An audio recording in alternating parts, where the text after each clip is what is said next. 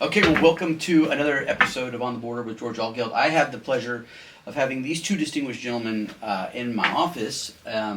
Keith Franklin, Joey Tellez. You all are lawyers by day, do-gooders by night. With, in particular, with the Boys and Girls Club. I'm a big fan of y'all's work, and I'm a big fan of the Boys and Girls Club, and I'm honored to have y'all join me here today. Welcome. Thank you. Thanks for having us. So what's your favorite thing? Let's just start off. We're gonna do a speed round. What's your favorite thing about working with and for the Boys and Girls Club, Mr. Tellez? For me, I think it's going, especially right now, this time of year, summer. We have the summer kids. The clubs are, they're rocking. And so it's awesome. You get the kids there, the club kids that are there all day. And so it's fun going to our meetings. We have our meetings at noon. And so you're there in our area, but you get to at least hear what we're there for. It's summertime. It's in full effect. Yeah. Yeah. Okay, so speed round. Yeah, same for me. I think people kind of make us synonymous with youth sports, and we are the largest youth sports organization among Boys and Girls Club of America, so that's like throughout the country, or maybe we're in the top 3 in the country, number 1 in Texas. But it is the bread and butter, the after school program and the summer program that are my favorites. The fact that any kid that needs us needs a safe place to be, to learn, to have grown-ups who care about them, and we feed the kids. And we're 9 to 5 during the summer, 3 to 8 p.m.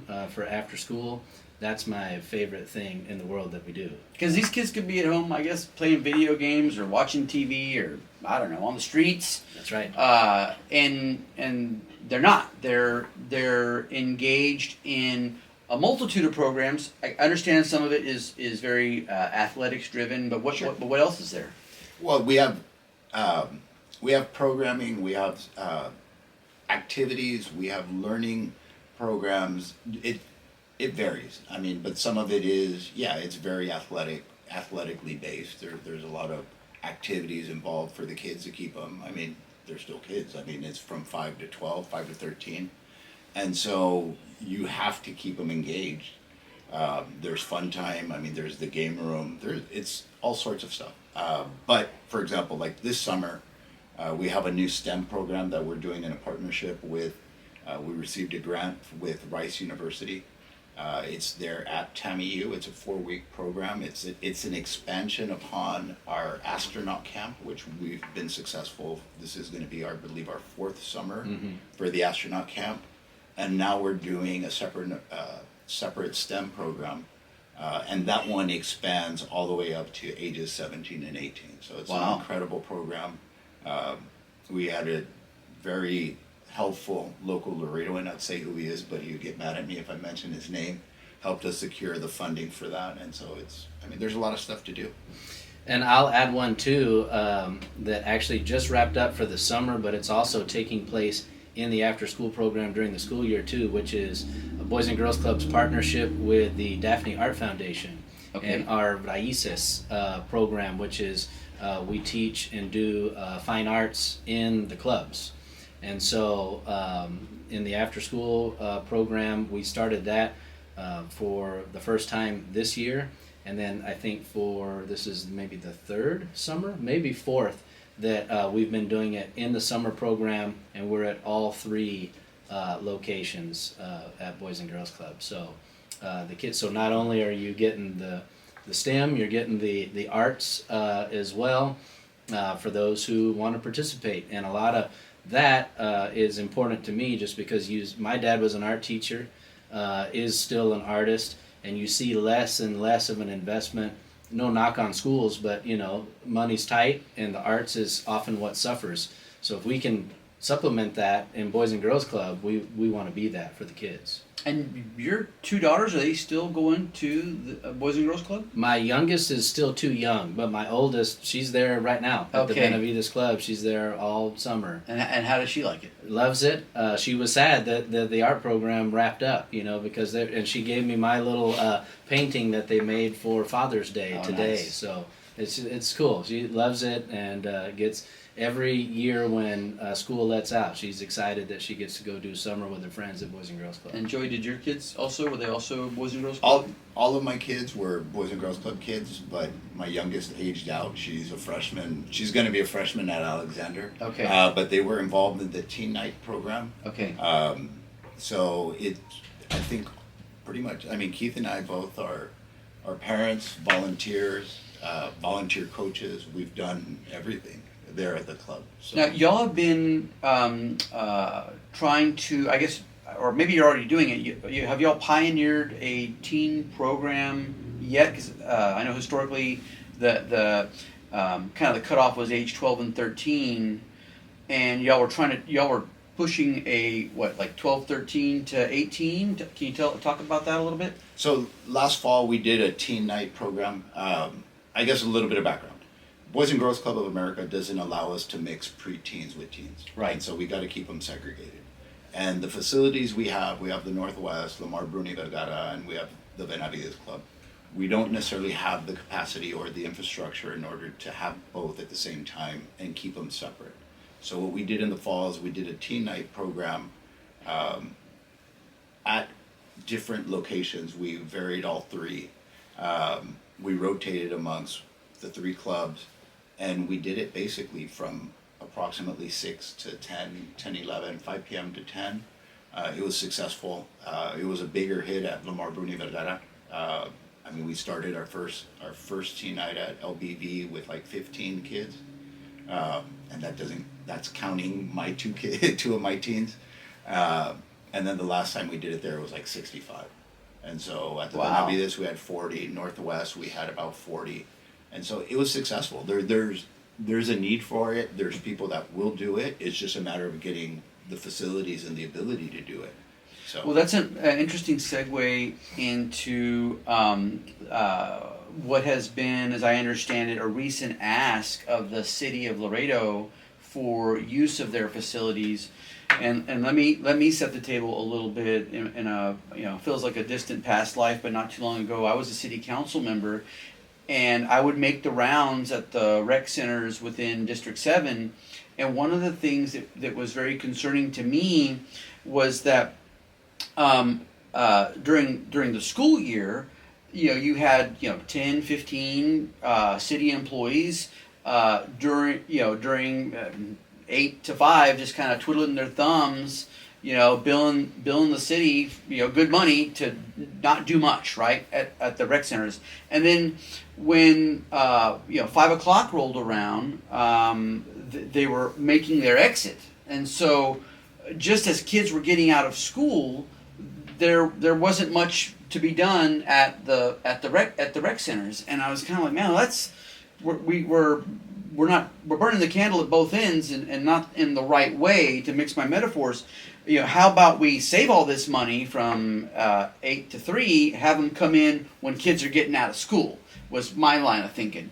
And, oh no, council member, we can't do it that way. And then I asked, can I see the maintenance and operations budget for this building? And you're looking at these numbers, and you're looking at the amount of people that are being served, and it's no brainer. And so when I heard you all talking about engaging the city to make their facilities available, I was like, well, duh, like, of course, that is the answer, and it's not unheard of. Other That's right. organizations, other Boys and Girls Clubs, other cities who have realized, hey man, we're buried in debt.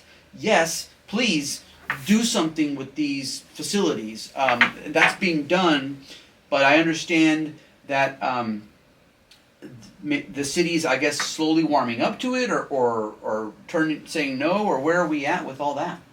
The city is warming up to it. And one of the reasons why we went to the city with it was, if you look at the numbers for the cities, for who the city serves, and the community centers, their numbers are, depending on the community center, some are big hits, like the Haynes Center, which is the biggest one, Right. that's there on Clark, that serves hundreds of people. But you're talking about basically ages 5 all the way to infinity. Right. They service everybody. But when you go to a city's community center, there is no set age group or area for children. there is no separate area for teens. Like it's everybody, just you show up and Right. you can use it. And what we said, our proposition to the city was, if you give us your operations budget, you know, kind of like your personnel budget, we can use, for example, we wanted to take, for them to allow us to use Farias. Farias is right across the street from Northwest. Right. Yeah. The number of kids, Farias, right during the school year averages about 45 to 50 kids a day. I think the number is about 46 a day for the after school program. Farias doesn't get that many kids. Farias City Center is a much nicer center than our Northwest Club. Right. I mean, that's beyond dispute. It's Right. a prettier facility. Right. So kids have a prettier building to go to, and they choose to go to ours. We wanted to also get one in the south because that's our biggest population area, or area population group. And so that was the presentation. And if they allow us to use Farias, for example, we can move our preteens from Northwest to Farias, and then we can service teenagers at the Northwest. We can also do the same thing if we get the one we wanted, we requested was El Eden, which is a bigger facility. That has the infrastructure where we could house teens and preteens all in one location. And then it also allows us to add and expand our sports programs because it has a much more larger gymnasium. So that was the idea behind it. And so it was just based on, we serve more kids. The city does do a lot with children, but those are in the summer. Those are the Parks and Recs department that are going on right now. Right. But they have the ability and the budget to both rent schools from LISD, UISD, and their community centers. And the reason we're able to say that, hey, if you give us, we asked for 3, because they have 8 other facilities, because what the city does an amazing job is with the adult basketball program, with services for the elderly. But the difference between teenagers and preteens compared to adults and elderly, they're mobile. Right. Our kids, the people we service are not. Well, it brings to mind a study that was done. It didn't cost the city any money. This young man from Mexico City was attending Harvard, and he took it upon himself for his master's thesis to do a case study on Laredo to identify its most vulnerable segment of the population. And no big surprise, Laredo, like Chicago, like you picked the city, single moms and their kids are the most vulnerable population in Laredo. And for these single moms to be able to have that second job or to get a certification or go to night school or whatever it is that they wanted to do, what was identified as a need was an after school program. And which kind of harkens back to us criminal justice minors, if y'all will recall, is that there was a very important study that was done in the 80s in New York that identified, like, well, who's committing all the crime? And they identified the ones committing the crime are young adults between ages 18 and 24. And the question is, why are they committing all the crime? Well, because between the ages of 12 and 18, mom and dad, mostly sometimes just mom, is out of the house. Yeah. And so the kids were on the streets. And so they came up with this, safety triangle, right? If you could keep the kids from home to school, and then to after school program and back to school, if you kept them in those 3 lanes, you took the probability of crime needle and you started to really work it way down.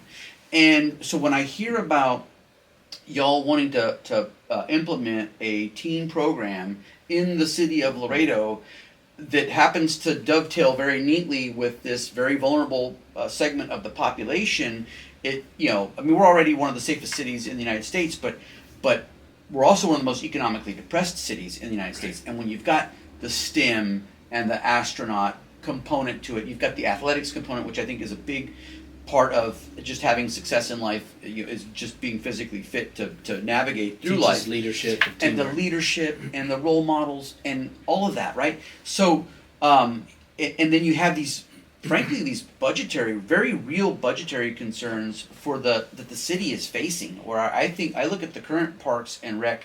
So the current Parks and Rec department, third largest department in the city of Laredo, as of 2019, 2020, when I crunched the numbers, half of that, so it's fire, police, fire, like a very close second place, fire. A very distant third place is Parks and Rec. Mm-hmm. Half of the Parks and Rec budget is just mowing. Mm-hmm. And so, if you were wanting to invest in, you would put let's just say half of that mowing budget into these after school programs where you're just saying, hey, city, give us your budget for all these people. Let us reorganize the schedule for when they're needed the most. We're not talking about firing a bunch of people. We're just talking about augmenting the times and making use of these people to fill this specific need, as opposed to, and this is another pet peeve of mine, the adult leagues, the basketball league. I mean, it's great, right? But they're occupying very valuable real estate that could be used for this vulnerable segment of the population. And a lot of these leagues, they're making money, and they don't have any out-of-pocket expenses to the city for use of the electricity or the water or the facility. So I mean, it's great. I mean, I hope you can go and make money, but go do that on somebody else's dime. Let us take care of these folks. And well, actually, it doesn't even need to be that, though. You don't need to displace the adult leagues. The reality is, and this was one of the discussions we had early on with people there with Parks Department, they could run all the adult leagues out of 4 community centers. They don't need all 11. So they have the bandwidth to do it. You have Haynes, that is a huge community center. You have I believe it's the Blasca Center, or it's the community center that's there off a hillside. I think it's on Blasca Center Park. Okay. That's one of the big ones for the adult leagues. You have other ones. You don't need to spread the adult league off of all 11 or 12 community centers. And then secondly, the adults, they don't have to go to bed early to wake up for school the next day. Right. They don't have STAR testing the next day. So it doesn't necessarily, that is a common tactic, and this is not just Laredo, this is like all municipalities that do this, is they always try to portray things as, well, if we take away from one constituency, or we help one constituency, we're automatically taking away from the other. It doesn't, you just reorganize how you utilize the community centers. They have more than enough community centers to keep the elderly taken care of in the same way that they have without losing benefits or services. You have the same way you can do with the adult sports leagues, and add on the kids. It's just, we think we could better utilize that space and help more kids. Gotcha. And if I can just follow up or piggyback a little bit on that, like, this is not a knock on the city of Laredo at all. Like, every one in every municipality participating with Boys and Girls Club has had to have these conversations and get to where they have achieved now. And I'll say, I think we're just as much to blame as anybody else in this dilemma, because other places, and the Valley is doing it really well, where they're all on the same page between Boys and Girls Club, the city, and the school districts. And they have sort of a system where Boys and Girls Club is kind of an equal stakeholder or partner in the solution of after school programming. What are we doing with kids once school lets out? And so, in a lot, like here, the school districts have their own after school programming. Boys and Girls Club has its own after school programming. The city has its own. They're in different places. They cost different amounts. And we're doing different things. They start and stop at different times and stuff like that. Whereas in other places, they've said, look, you are this is your thing, Boys and Girls Club. We're the school district, and we've got them until 3 p.m. But we've got buses that we can take them to you. Or we can let you come in and do what's called a Boys and Girls Club school site right here in the school. And that's the after-school program that's here in the school that's administered by them. City, you have rec centers, and we're going to have some that are devoted to youth programming operated by Boys and Girls Club, and everybody is just kind of on the same page as far as that's concerned, and their budgets reflect that as well, versus spending like you're talking about, where maybe we're duplicating a bunch of efforts, or maybe we're not spending wisely. We can instead devote some of that to Boys and Girls Club and let them administer the programming, because that's their thing, and we're all part of this big network called Boys and Girls Club of America that holds us accountable, keeps us honest, makes sure the kids are safe. We're executing a curriculum that is being used throughout the country. So that's where, and I need to give a lot of credit to Joey, because we've talked about doing this for a long time, but he's really started those meaningful conversations, and we've broken through, and we've got a partnership now with the city. So this is not anybody's fault, or it's not, we're not blaming anybody more than we're blaming ourselves. But we're all at the table now, and we're seeing, hey, there might be a very strategic way to do this and help that most vulnerable piece of the population that we've got. And how's the conversation been going with the school districts? Well, the school districts is a different conversation, because the tough part for the school districts is we all know their budget situation. Especially UISD right now. and LISD. Yeah. So that was one. And then number two is But isn't that an opportunity though?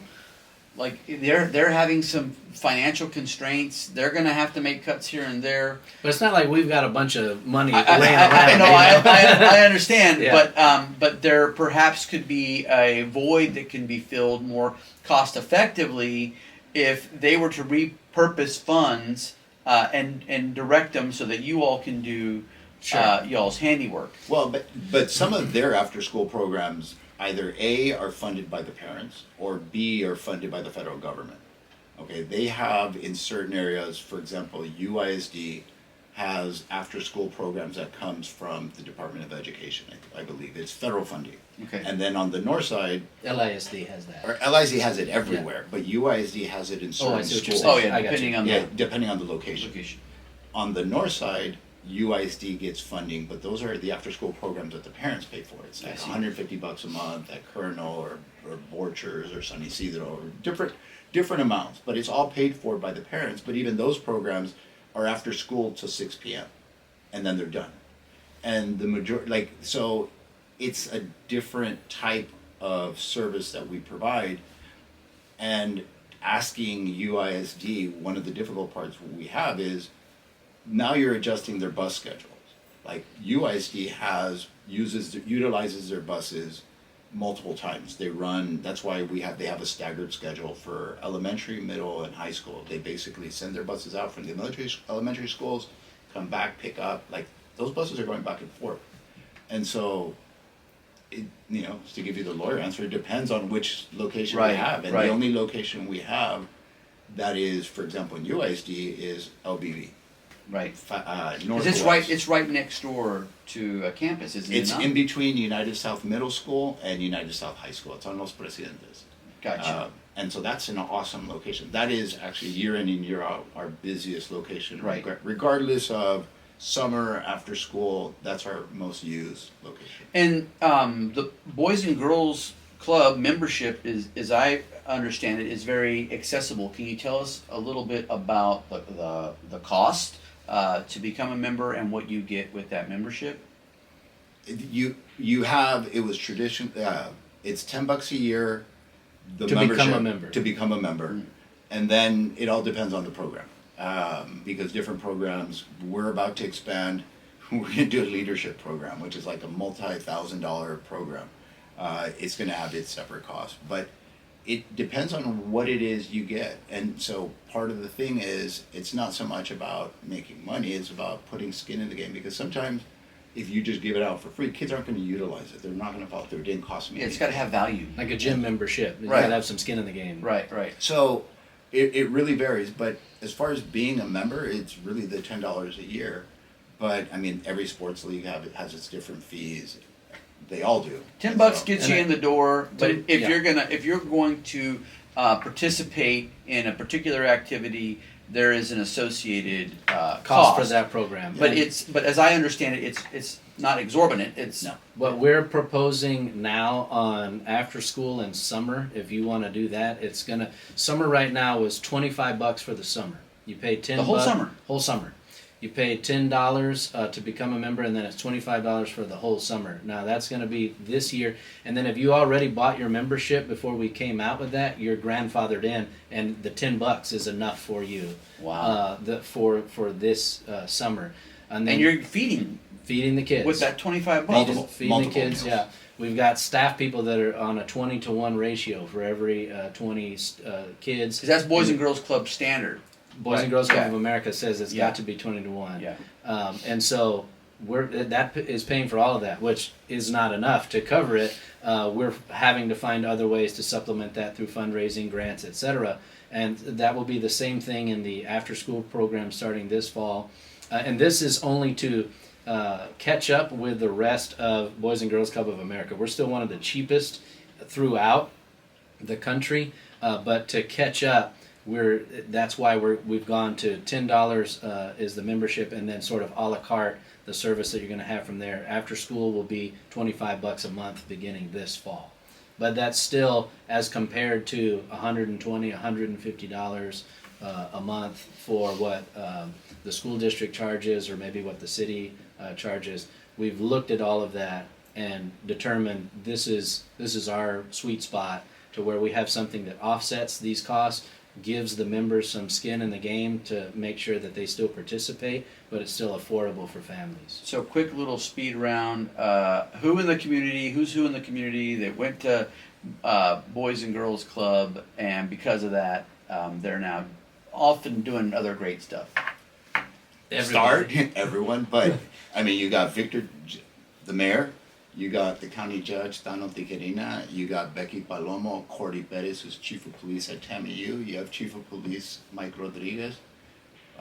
Joey Tellez. I appreciate Yeah. that. But, I mean, who didn't? You know, Yeah. it's just me, because I'm it's- from Cotulla and we didn't have Boys and Girls Club. you know, I was my club, my home club. It was Benavides. Like, Yeah. I mean, that's you know. And what was that like for you, like growing up? Like you got out, after school. You could have done a number of things, but you went to Boys and Girls Club. Why, and what was it about that experience that now has you given back in your leadership capacity? I was an 80s kid, so I was a latchkey kid. So it was something to do other than just being home alone all day. Both of my parents worked. My father is an attorney. My mom worked for Southwestern Bell. And if I wasn't after school, it was in the summer. And so I was a sports kid, but when I was a club kid, it was during the summers. And what was cool about being a club kid? You got to be there with the other kids, like the game room, all of it. I learned to play bumper pool. Like it was awesome. Like you had the swimming pool. It gave you something to do. It was inexpensive, and it got you outside. You got to do activities. You got to play. Any like lasting friendships or mentors that came out of that experience? A few. I mean, I still know families that I grew up with, and people that I met there, family members. So it's Yeah. like, I knew the Ramirez family, back then. Yeah.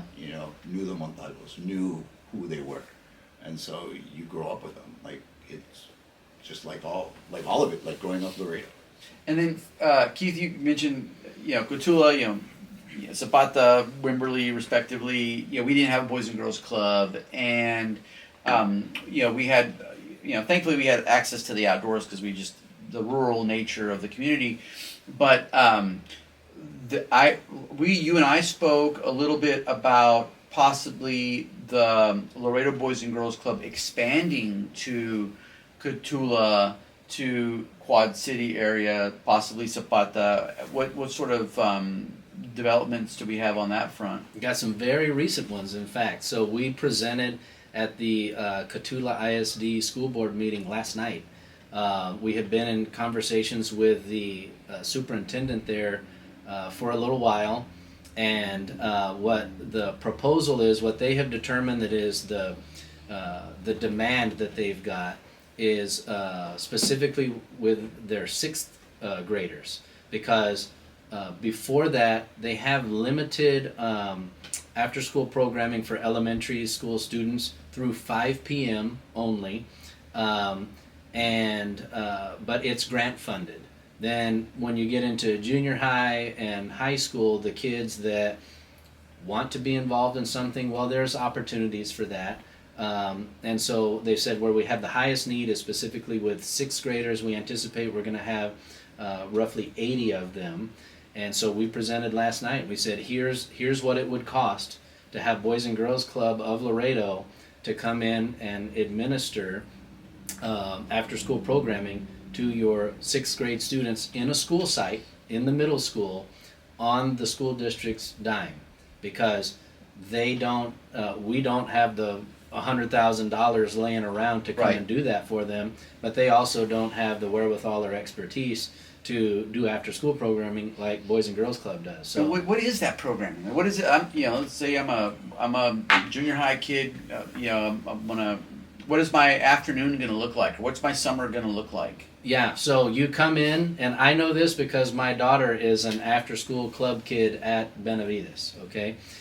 You come in, and it starts with power hour. So the first hour whenever you get there is full-blown homework help. It's not do your homework and chit-chat and stuff like that. There's actually a youth development professional that's going to help you if you need it. It's like a tutorial or something like that. The real homework help for that first hour. Then we feed the kids, and they have a meal. It's not just a snack or something like that. It's an actual meal, and for many of our members, that's the only meal that they're gonna get for the evening. So it's substantial enough to count as a meal. Then there is from there physical fitness. They move around from the gym, and there'll be some activity that they do in the gym, and then some activity that they do in the learning center or in the game room that's going to be some type of structured activity, whether it's a arts and craft project or a STEAM project or something like that. And then after that, it's free play until your parents come pick you up in the game room. There's always a movie going on in there, so if you want to hang out on the couches and watch a movie, you can. You want to get on the computer, you can. You want to play Roblox, you want to play whatever of the games that we've got in the game room, you can do that. And After so, your homework, after your homework, meal, after your you eat, physical activity. and after your structured activity and the physical fitness, now it's free play. And that's for all the kids every day. And so that's what we're going to be bringing. Sounds like a great day, by the way. Yeah, right? I feel You like- want to sign up. I want to Tim. sign up. You're a little too old. Yeah. So we're going to be bringing that there. I mean, the school district still has to vote to approve it. And they're going into a budget workshop to see if we fit in there. But it's what we've proposed. And it's not going to increase any of our costs on the executive administration. It's just going to be for a new unit director and enough unit or youth development professionals to administer the programming to up to 86 graders at Cotulla ISD. And we're proposing that we're going to hire locally, probably people who already work for the school district, Right. train them, They've already been vetted. and that will be a club, a chartered club location under the umbrella of Boys and Girls Club of Laredo. Additionally, we're finalizing now a merger with Boys and Girls Club of Zapata, and so that they've already had an established club there, but they've come to us for help, and they're our neighbor, and we've said yes, and so we're coming in and going to be a merger with Boys and Girls Club Zapata. They'll be under Boys and Girls Club Laredo too. We'll absorb that budget, and we're finding ways to make it all make sense and to pay for it all, because like in Zapata, for instance, they've got a waiting list for kids trying to get in to the Wow. club for after school programming. So while we're proving up demand in Cotulla right now with this Right. pilot program, we know we've got it in Zapata.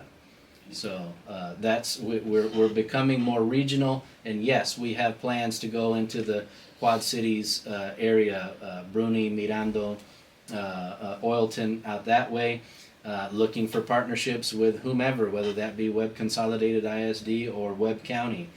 Same thing in Rio Bravo, El Cenizo. We want to, wherever there is a demand and we're able to help, and there are funds that will allow us to do it, we want to be there for the kids. No, our goal is just more working with partnerships, because the idea of us building bricks and mortar brand new facilities is an economic Yeah. so that's feasible. impossibility. Right. The amount to build a new structure. But you can is, force multiply by working with an entity that already has the brick and mortar. Yes. That's No, right. and that's why we've had discussions with county commissioners that cover the Quad Cities, that cover Rio Bravo and Cenizo, where we can use facilities they've got, and so we always try to be careful when we talk about programming. We try to be very vague, or not vague, but we can't call it curriculum because we're not a primary instruction Right. type facility, but we supplement what the kids learn at school. And so it is educational based, but it isn't meant, and it's never been meant to substitute for what kids get from 8 to 4 or 8 to 3 at the elementary schools or UIC, LIC. It's to help and supplement. And so that's why we vaguely call it programming. Right. Because you don't want to insult and say, oh, it's curriculum. Right.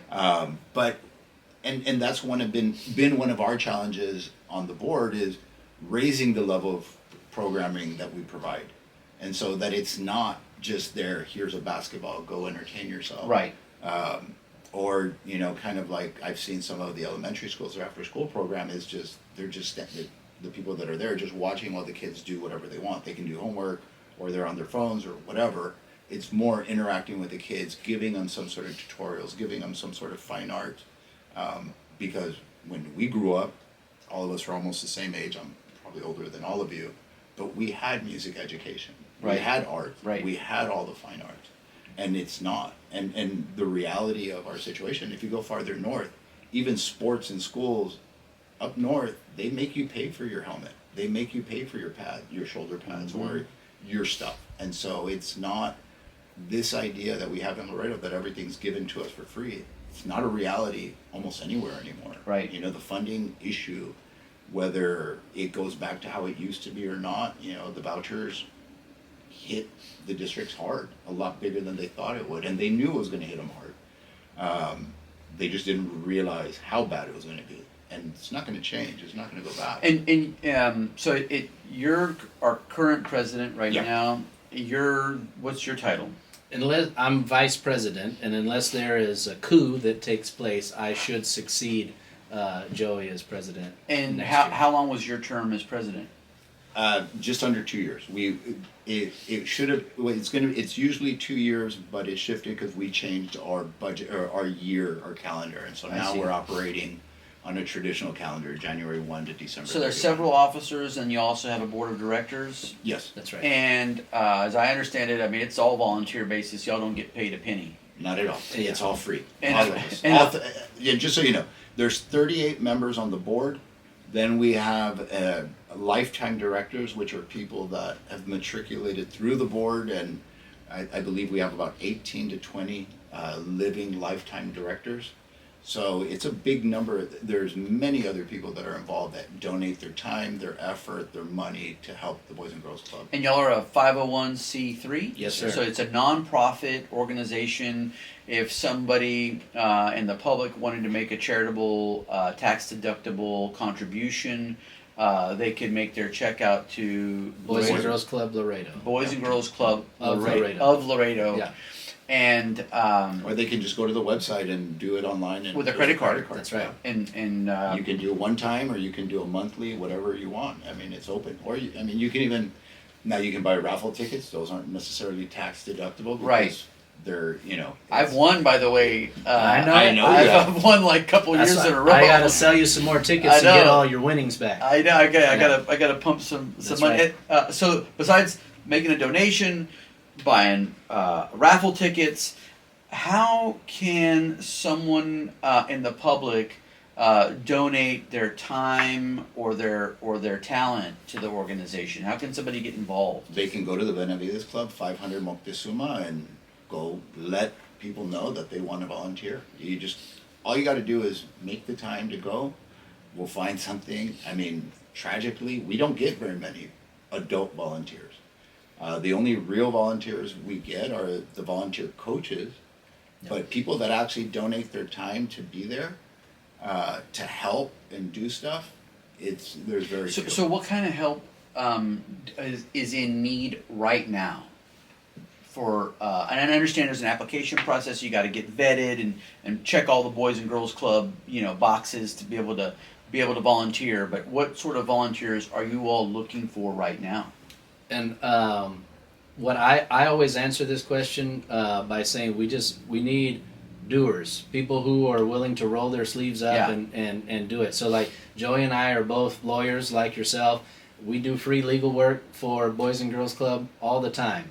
We've got guys who are CPAs. They're doing free accounting work all the time. Financial advisors, you name it, they're bringing their expertise and talents to the table when we need it. But there are times where we recruit certain people to be on the board, or somebody says, hey, I'd sure like to serve, and they've got certain expertise or whatever that they bring to the table. That's great. But if they're not a doer, they're not somebody who's willing to sell the raffle tickets or help plan a fundraiser or sell the organization to a potential donor, then that's not the person that we need. We need the person that believes in the mission, is down with the cause, and is going to actually roll their sleeves up and get stuff done. So I wouldn't say that we have professionals and folks from all different walks of life. We've got 40 people on our board of directors now? 39? Just under 40. Yeah, just under 40. And we've got an executive committee that's also from within that board of directors, very well-rounded folks with all different levels of expertise. But what we could always use more of are just folks willing to get their hands dirty and get in the fight with us for the kids. And is that from sweeping floors to helping somebody with their homework and everything in between, or you already have that those bases are already covered? We hire that out. we can hire that out, but we do have people. For example, Keith's father comes in and helps with the art program. Mm-hmm. If we have somebody that's willing to come forward and say, if I'm a retired educator and I'd like to donate 3 hours once a week to help with tutoring, they can. It's just a matter of doing it. You're a music teacher or something. You want to come in and do it. This is what I tell everybody, that if you'd like to do something fun for kids, it's not always easy to, again, I'm not knocking on the school district, it's not always easy to do it there. They've got different rules and stuff like that. We've got them too. You've got to pass a background check and everything like that. But if you want a captive audience of kids to do something unique, interesting, fun, educational, whatever the case may be, this is the place for that. So like he's talking about, my dad is an artist. He comes in and does a jewelry making demonstration at all 3 clubs during the summer program.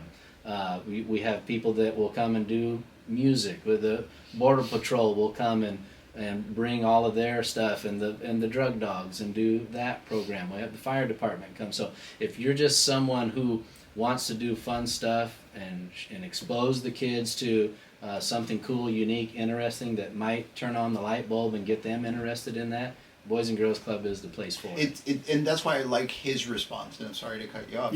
Just about being a doer is, it doesn't matter what you do.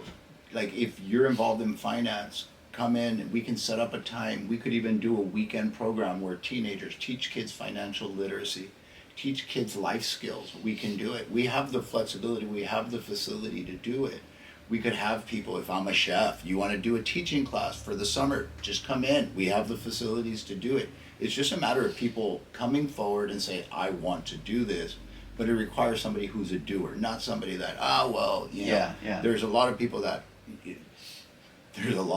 like to criticize the Boys and Girls Club with zero solutions. Right. And so it's easy when you don't.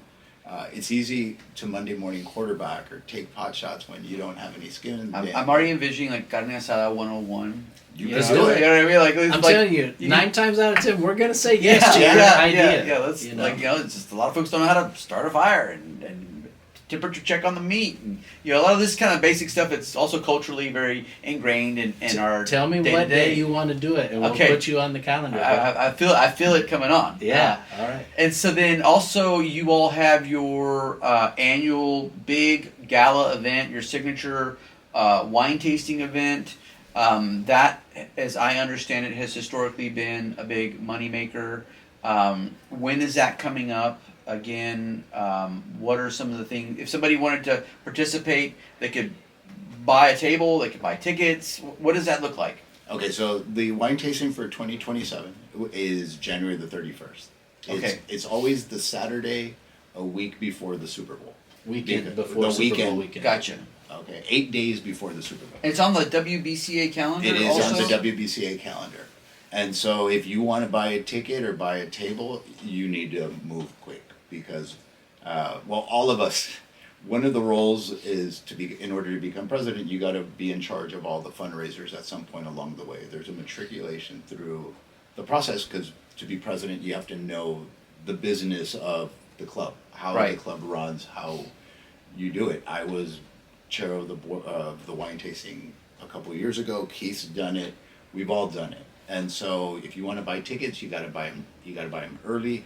It sells out. We've done a good job of making it compared to other fundraisers in the area, with the exception of Keith. Keith's fundraiser in LaSalle County. That was an anomaly. dollar. That Hey, blew. I'm the only show in town though, so Our- I have no competition. Our revenue compared to cost is very profitable compared to other ones. And you're gonna have a good time. And you're gonna have a damn good time. And you're It's gonna awesome. have, there's a live auction that's gonna present some opportunities that you would probably otherwise never avail yourself of, just because they're so exotic, and the people that are donating the live auction, because they're experiences and they're also tangible items. Both, yeah. But Yeah. the experiences is kind of always what, like, blew my mind. Oh, Like, wow. what? You're gonna Yeah. go fishing where? Mm-hmm. And so if you were wanting to give of your treasure, but also receive something unique in return, the annual wine tasting is Yeah, a date you want to save. For sure. For some of these donors, they don't sell that experience to the general Right. public. That's their private thing. Right. But they let us have it and they let us sell it in our Right. live auction. So it's the only place you can get it. Right. So that's what I was going to say. Another way to get involved. Look, if you can't find a ticket or a table, if you're somebody that wants to show up Right. and bid in the auction, or you're somebody who wants to donate one of these unique high value auction items to Right. us, I promise you, Joey and I will find a seat for you at somebody's table Yeah. with your +1. So Yeah. that's Yeah. not a problem. Yeah.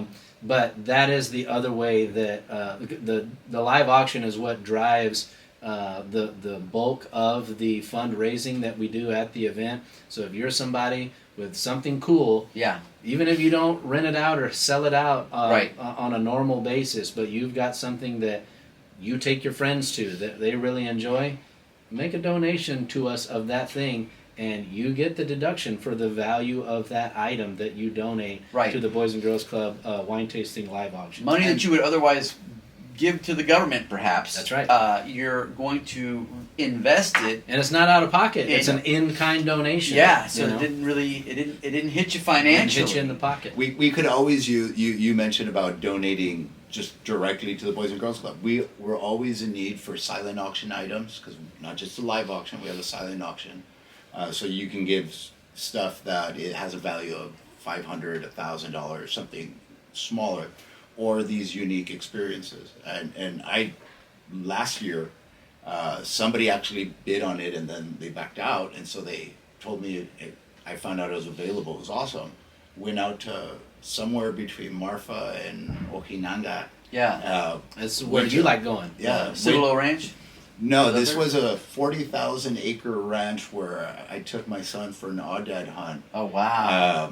And it was amazing. Like, Yeah. it was a lifetime, like, it Yeah. was awesome. Yeah. And so I never would have gone. I never would have done it, but for, This being there. donation. Yeah. Yeah. And you So- get there and you get swept up in the energy of what we're all here for Yes. and everything, and you're gonna buy something, probably bid on something that you otherwise might not. And it helps with all the elbows that Yeah. we make sure in Yeah. the room saying, get your hand up there. Yeah, you know? yeah, yeah. And by the way, it's always right before Valentine's Day, so it helps if you get your wife something. Yes. Yeah. So it's fun. The wine tasting is amazing, but we're always looking for help. Or vice versa. If your wife yeah. wanted to get you that really nice hunting trip or fishing trip, There you go. it's her chance to be an all-star too. There you go. Yeah. There you go. But it's fun. The wine tasting is amazing.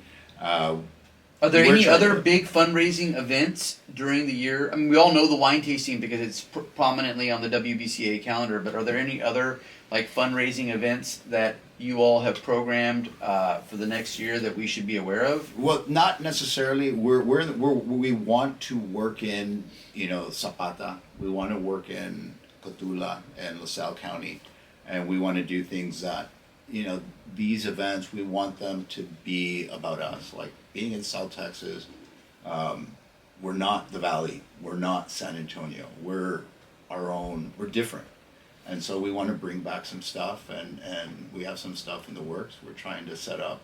God, maybe if I speak it into existence, I want to bring back the Laredo to Zapata bike race. Oh And yeah, so, Mike Doyle would put that on every year. Yeah, May he rest rest in in peace. Yeah. So that's one of the main ones we want to bring back. Yeah. And so we'd like to do it and find a way. I know back then it was from Zapata to Laredo, but we kind of want. I know it's against the wind, whatever, but end in Zapata to bring kind of like have a reunification. Like the Zapata Club once was part of the Boys and Girls Club of Laredo. They broke off years ago. Right. And so it's kind of a way to bring them back because we do have a connection with Zapata County. We do have a connection with Jim Hogg and, LaSalle. Right. There is no difference. I mean, he grew up in Cotula, like we all grew up the same. Yeah. So, And and Laredo is kind of it is a regional hub and a center of gravity in many respects. A lot of folks when they run their errands, they, That's right. This is where everybody grew up, going to the doctor, going to the movies. Right. Like, I say this coming from Cotula, everybody complains here, oh, there's nothing to do in Laredo. Like, dude, I'm from Cotula. We used to come here to do stuff. Yes, yeah. And y'all complain there's nothing to do here. There's stuff to do. There's stuff to do. And there's a lot to do at the Boys and Girls Club. There is, Absolutely. yeah. Oh, but I was just going to say one other thing, and I'm speaking of speaking things into existence that we have planned also toward the end of the year. We haven't done it in many years now, but we want to have a Hall of Fame event as well, where we're going to be honoring folks who have given of their time and treasure over the years to the Boys and Girls Club. I don't know when the last time you walked into the Benavides Club, but you notice whenever you come in and you look to your right above the entrance to the All the game room, photos. there are those pictures Yeah. of folks who have been inducted into the Hall of Fame Yeah. over the years. We haven't had one of those events since 2010. Oh wow. So we are going to do one of those again soon. And the plan is to make it a really nice event right there in the club.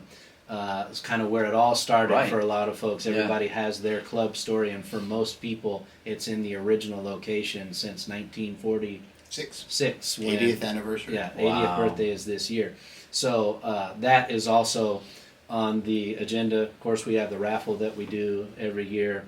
We're trying to also expand to these other things that are going to benefit these partnerships and mergers that we're trying to make. So it's midsummer right now. I mean, if somebody wanted to enroll their kids at midsummer, could they still do that? Yeah. Or so then you don't need to catch it on the front end. Nope. If you're watching this right now and you're like, hey, you know what? I want to get my child enrolled.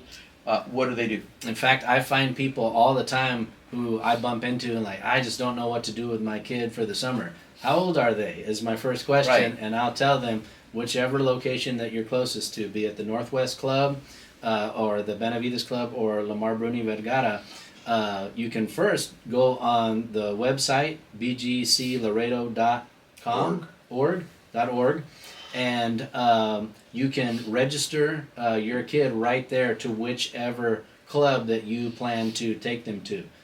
You're not stuck there though. If one day you want to send them to a different club or something like that, you can. But you register your child. If it's too difficult for you to figure out how to do it on the website, just physically go to one of the 3 locations and someone will help you register, and that day you are in the summer program can start going And what are the hours of operation during the summer? 9 to 5, 9 to 5, Monday through Friday? Monday Yes. through Friday. And so Saturday and Sunday were quiet, but Monday through Friday, 9 to 5. That's Monday, correct. Monday through Friday, 9 to 5, and then during the school year, it's 3 to 8 p.m. Gotcha. Gotcha. Monday through Friday as well. Was there anything that we didn't, I'm sure there's a bunch of stuff that we didn't cover, but is there anything that you all want the public to know about your local Boys and Girls Club of Laredo? Anything that we want to catch? No, we're here. Our goal is to expand the services we provide. Our primary focus is our club kids, the programming we provide for the day-to-day kids. That being said, we haven't forgotten about the sports as well, and so we have been, and we've expanded our sports programming. But our sports programs, if we're going to expand those, they have to be for male and female as well. Mm-hmm. And so it's just growing what we've already done and using the partnership that we do have with the school districts, because school districts recognize we are their athletic department from the 6th grade and before. And so we got to utilize it and take advantage of that positioning and do it because we do it better than everybody else does. So. Yeah, and I'll just say that it's very easy to criticize Boys and Girls Clubs of Laredo.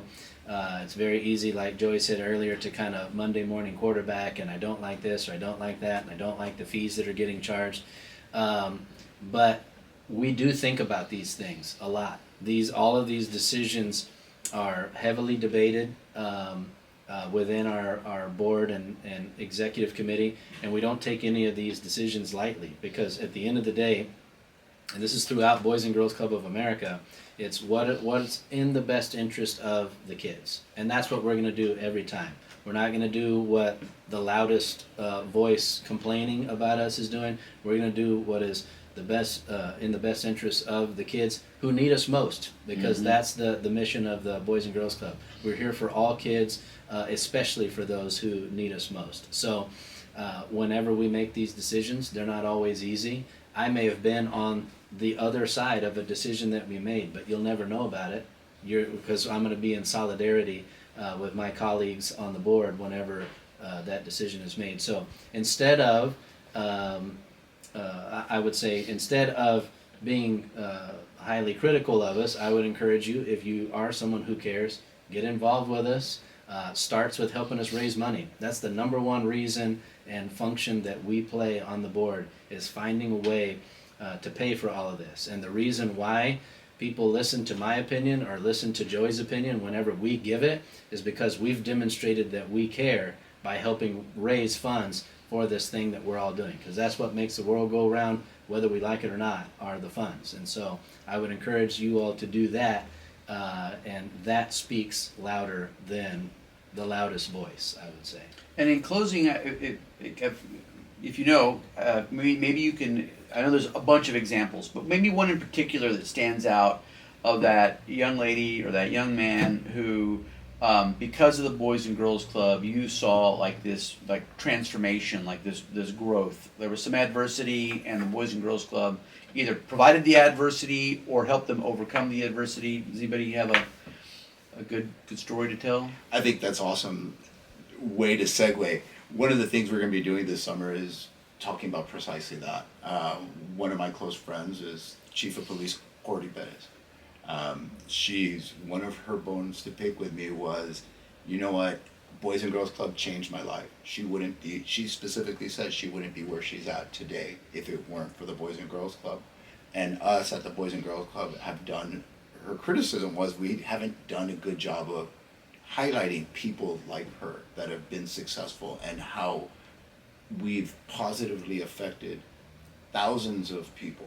You know, we didn't know that the mayor grew up and learned to swim at the swimming pool at the main Boys and Girls Club.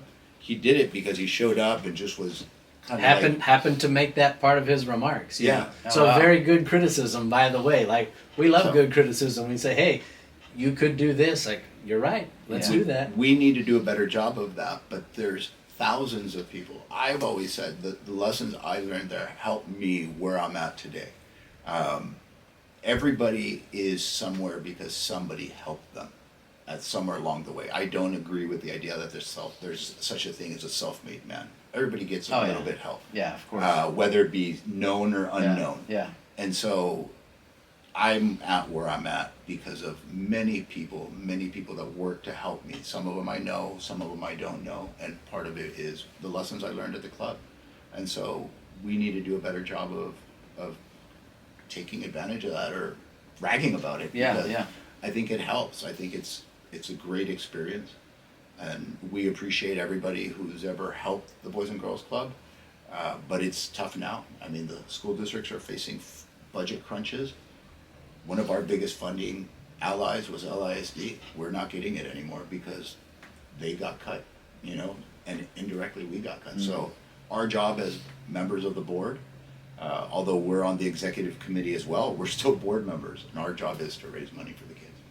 And I'll just say too, something that we are going to start as we expand further into teen services is something that Boys and Girls Club of America does, which is their Youth of the Year program, where you get to highlight and spotlight somebody from your club that maybe has one of these stories that came from less than great circumstances and now has skyrocketed to I'm top 10 in the class and I'm going here for college and I've done all of this. There's a girl a couple of years ago from McAllen that was Youth of the Year, that all of the stages in the South Texas area and then the state and then the Southwest region and then on the national level won the Youth of the Year out of all of the kids throughout the first pitch in the World Series. And so that's from McAllen, Texas, So that's Boys and Girls Club of America does do that highlight or spotlight and gives individual clubs the opportunity to do that. We have to do it with teen stories, and because we've not quite gotten our toe into teen services enough yet, we've not submitted anybody for the Youth of the Year, but it's on our to-do list. So very soon, once we further expand there, we're going to start to tell some of these stories more prominently. Well, I thank both of y'all for taking some time out of your busy day to spend with me on the podcast. In closing, to the audience, if you've made it this far in the podcast, thank you. And I would encourage you to, if you were a Boys and Girls Club member, in the comments section, if you wouldn't mind, just identify yourself and give a brief paragraph of who you are and why the Boys and Girls Club of Laredo made a difference in your life. Because perhaps, I don't know, maybe these gentlemen might be able to find a way to tell your story in the upcoming Hall of Fame ceremony. Yeah, that'd be great. No, we do want to do more of that. We have plans. We want to take you for a tour of the club if you haven't seen it in a while. We can find a way to highlight your relationship, your story to Boys and Girls Club. So holler at us. Yeah. Awesome. Thank you for having us. Yeah, thanks, gentlemen. That's a wrap.